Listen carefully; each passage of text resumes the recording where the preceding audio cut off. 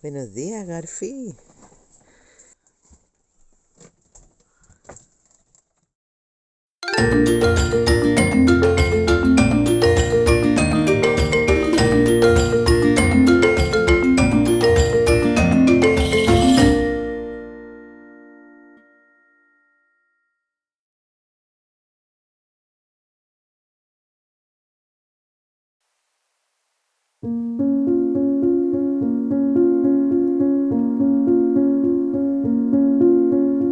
Hoy, día 3 de septiembre, nos disponemos a ver el memorial de Oradour-sur-Glane, que a pesar de haberlo visto en un anterior viaje en el 2018, quisimos que nuestra querida amiga Fefi lo conociera.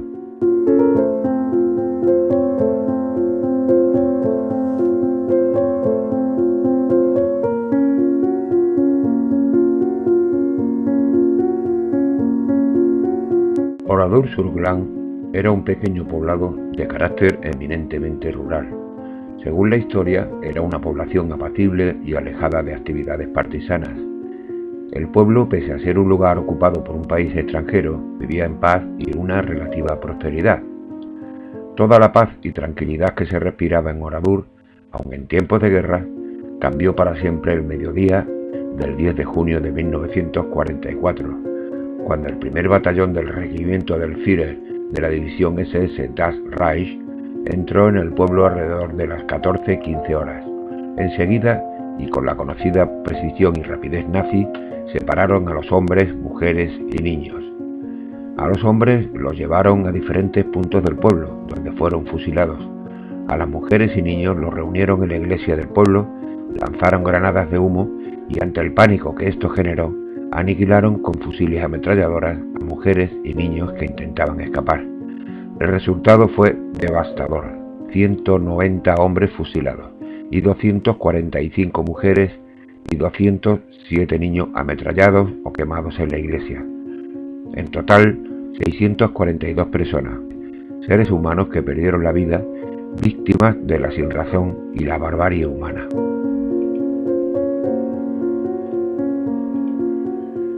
El destino quiso que, de todos los habitantes que se encontraban aquel fatídico día en Oradour, sobreviviesen apenas una decena de personas, que se escondieron antes de que las Waffen-SS les sacaran de sus casas,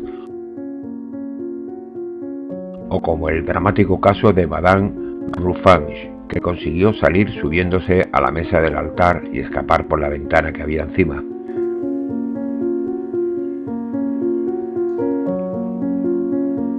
Gracias a Madame Ruffange y a algún superviviente más tenemos hoy constancia de lo que realmente sucedió en Oradour, aunque no son tan claros los motivos que indujeron a esta matanza de civiles. Después de la masacre, los soldados de las Waffen-SS se dedicaron a cubrir con cal los cadáveres para posteriormente quemarlos en su intento por eliminar toda pista del atentado cometido. También hicieron lo mismo con las casas y establecimientos de Oradour, que fueron quemando uno por uno, hasta que 3 días más tarde se incorporaron a los refuerzos que se encaminaban al frente de Normandía, cuyo desembarco había tenido lugar el 6 de junio de 1944.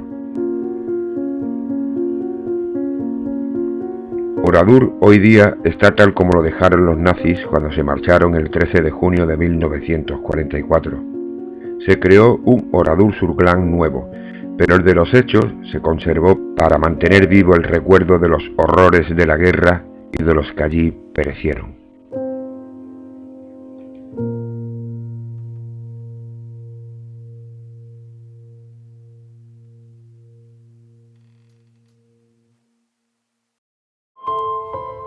Aún con el corazón en un puño por lo vivido en la mañana, a las 11 partimos hacia Dijon, en la Alsacia francesa. Finalmente, y debido a que nos encontramos la autopista cerrada por obras y tuvimos que desviarnos por carreteras comarcales, se nos hizo muy tarde y finalmente pernoctamos en el área de autocaravanas de Étaux-sur-Août.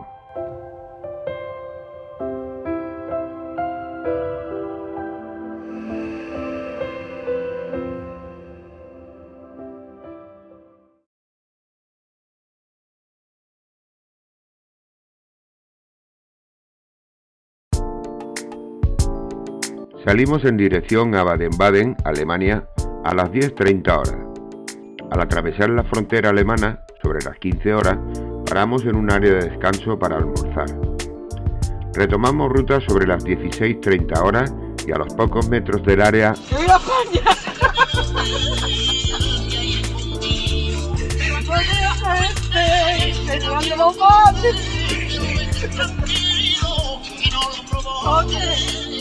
El atasco era monumental.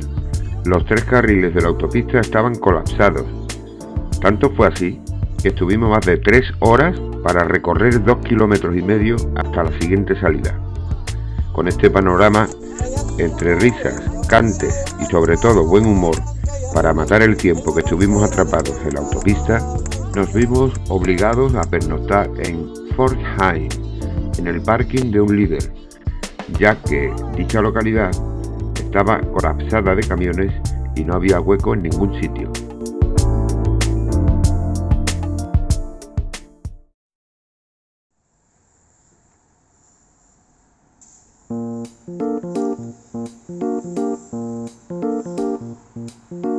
Y amanecemos en el aparcamiento del Lidl.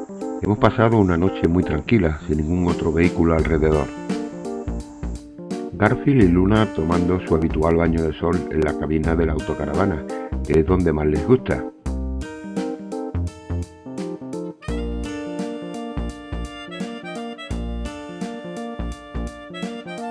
Desde ahí divisan las inmediaciones del aparcamiento.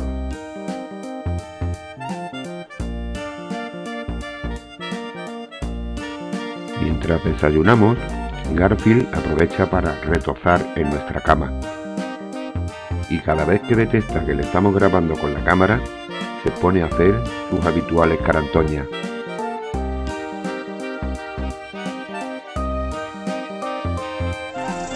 Una vez que desayunamos, recogemos y nos ponemos en marcha hacia Bautzen, muy cerca de la frontera.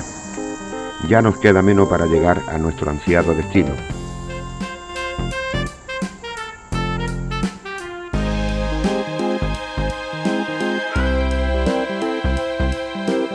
Salimos de Pforzheim y nos incorporamos a la autopista.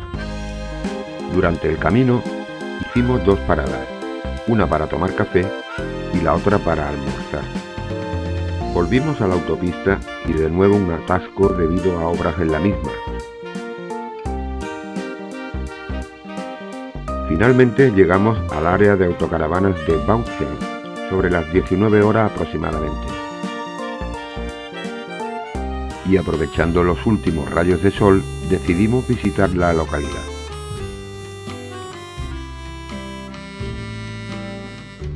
No nos defraudó.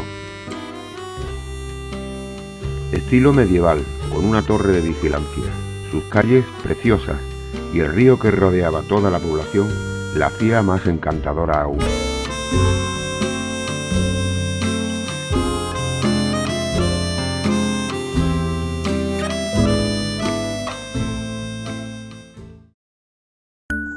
¿Qué pasa? ¿Qué hace encima de la ropa de Fefi? Está todo el mundo tranquilito, ¿no?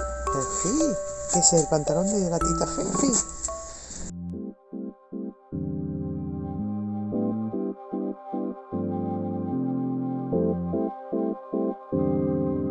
La mañana se presenta soleada y la temperatura ideal. Nos levantamos eufóricos porque después de 6 días de viaje tenemos muy cerca nuestro objetivo. Tras recoger desayuno y terminar tareas de limpieza, ¡Estamos en Polonia, chicos! ¡Por fin! ¡Amiga! ¡Estamos en Polonia! ¡Ya estamos en Polonia, hijo! ¡Qué bien nos ha traído!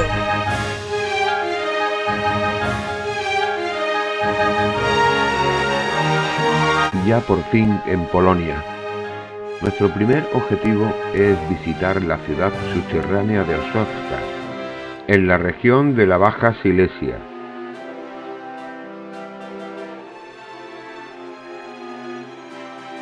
En ella, y a 50 metros de profundidad bajo una montaña, se construyeron unos 10 kilómetros de túneles que nunca llegaron a terminar antes de la llegada del Ejército Rojo en mayo de 1945.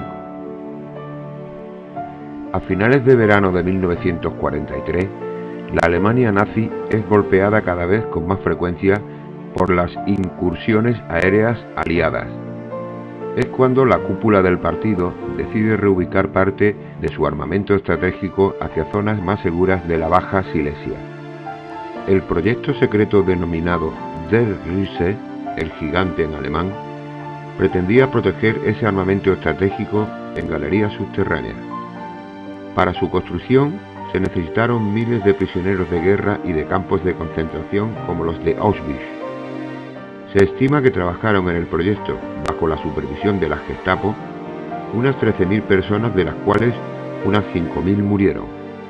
Solo unos pocos enfermos quedaron atrás cuando el Ejército Rojo llegó a la ciudad, y los supervivientes pudieron contar su vida en los túneles del proyecto El Gigante.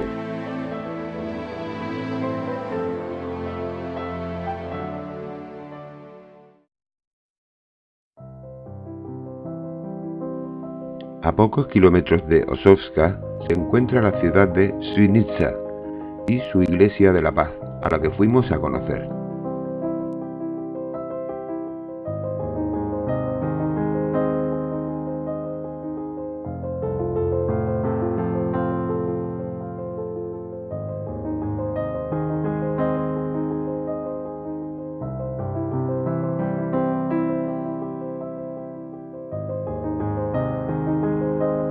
En 1648, el Tratado de Westfalia concedió a los protestantes luterianos en las zonas católicas de Silesia el derecho a la construcción de 3 iglesias, una de ellas la que estamos visitando. La condición era que se construyesen de madera y sin utilizar clavos. También se limitaba el tiempo de construcción a 1 año. Después de su restauración en cooperación germano-polaca, la Iglesia de la Paz fue inscrita en la lista del Patrimonio de la Humanidad en el 2001.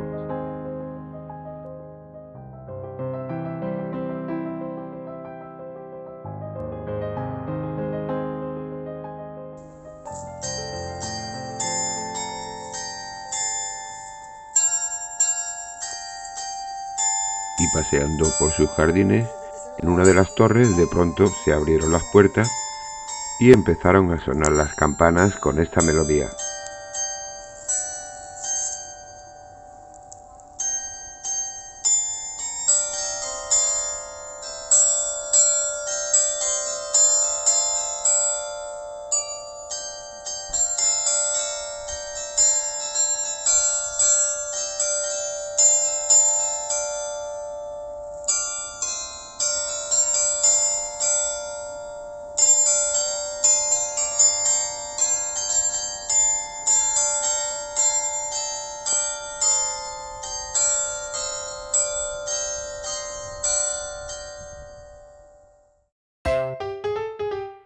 Y desde Świnica partimos hacia Breslavia.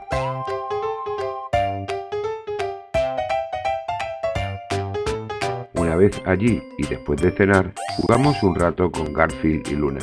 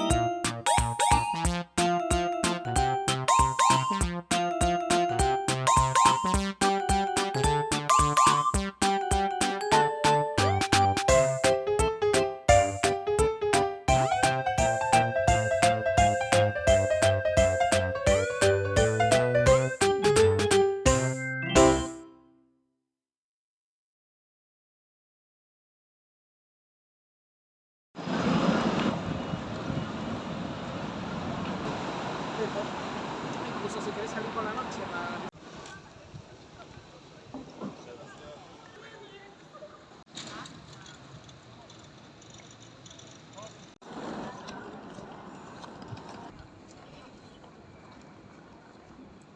Cheers.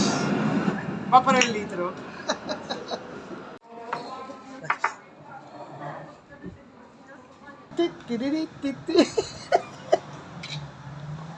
¿Se tiene comino o qué? Especies. Y estos son chorizos al vino tinto. Chorizo al infierno, pero en Polonia. Chorizo al infierno en Polonia.